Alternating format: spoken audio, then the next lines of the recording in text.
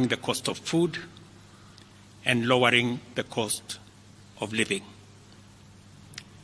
We have stabilized the economy by preventing what was an imminent debt default.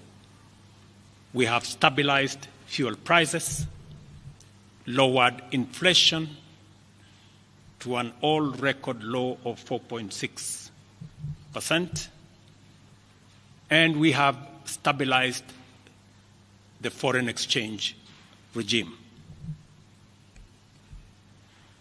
We have implemented radical changes in the education sector, including resolving the CBC question. We have rolled out a new student-focused higher education funding model that has special emphasis on making sure that children from vulnerable families have the requisite support in their education. We have also improved the student-teacher ratio in both our primary and secondary schools by hiring an additional 56,000 teachers and also hiring an additional 2,000 tutors for our TVET institutions. We have equally resolved bottlenecks in cash transfer program to vulnerable Kenyans, including orphans, people living with disability, and the elderly. We have not only brought on board more beneficiaries, but in keeping with the promise that we made, it is now not the case, as it was in the past, that these vulnerable Kenyans have to wait for months. Now their stipends are paid as salaries of public servants are being paid. We did roll out the Hustler Fund that today benefits 2 million Kenyans. And we have 7 million Kenyans who had been denied access to financial services by credit reference bureaus. They are now off the blacklisting roll. Our affordable housing program has now more than 100,000 housing units under construction. The first cohort I will be launching in a couple of months to new homeowners. And we have 160,000 young people across Kenya that are employed under this program. To expand manufacturing, value addition, and agro-processing as a key contributor to job creation, 18 county aggregation and industrial parks and 6 new special economic zones are under construction across Kenya. And at the same time, we have 200 fresh produce markets that are at various stages of construction to support our farmers with access to markets for their produce, in keeping with the commitment we made to our mama mbogas. To accelerate manufacturing, last year we imposed levies on importation of clinker that can be manufactured in Kenya. We made a saving of Kenya shillings 20 billion in foreign exchange as imports of clinker dropped to almost zero. We also imposed levies on imported steel billets. And today, we have 11 steel factories that 6 years ago were closed.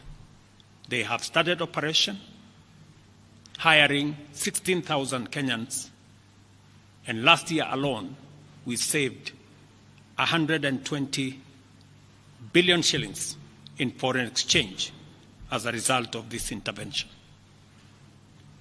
Our digital transformation agenda is also on course with 17,000 government services online, while we have 274 digital hubs across Kenya with 152,000 students and digital workers in our TVETs and also in digital hubs in different parts, up and running and giving young people an income. Our universal health coverage plan has already onboarded 107 community health promoters, and the process of registration for our social health insurance fund is ongoing, on its way to launch on the new date of 1st of October 2024 that will make it possible for every Kenyan to have a health insurance, and for those suffering from critical illnesses to have access to the critical illness fund, making it possible for every Kenyan to have access to treatment without the burden of having to fund it. On the measures I announced last week, barring state and public officers from engaging in harambes, I want to inform the country that the Public Fundraising Appeals Bill is now ready for publication tomorrow. However, even with the progress we have made, I am acutely aware that the people of Kenya have very high expectations of me. And they believe that this administration can undertake the most extensive transformation in our nation's history. Recent events that necessitated the withdrawal of the finance bill, which will require a review and reorganization of our budget and fiscal management, have brought us to an inflection point. Upon reflection, listening keenly to what the people of Kenya have said, and after a holistic appraisal of the performance of my cabinet and its achievements and challenges, I have today, in line with the powers given to me by Article 1521 and 1525B of the Constitution and Sections 12 of the Office of the Attorney General's Act, decided to dismiss with immediate effect all the Cabinet Secretaries and Attorney General of the Republic of Kenya, of the Cabinet of Kenya, except the Prime Cabinet Secretary and Cabinet Secretary for Cabinet Secretary for Foreign Affairs and Diaspora Affairs. And of course, the Office of the Deputy President is not affected in any way. I will immediately engage in extensive consultations across different sectors and political formations and other Kenyans, both in public and private, with the aim of setting up a broad-based government that will assist me in accelerating and expediting the necessary, urgent, and irreversible implementation of the program that we have, including other radical measures and programs to deal with the burden of debt, to explore raising domestic resources and revenues, expanding job opportunities,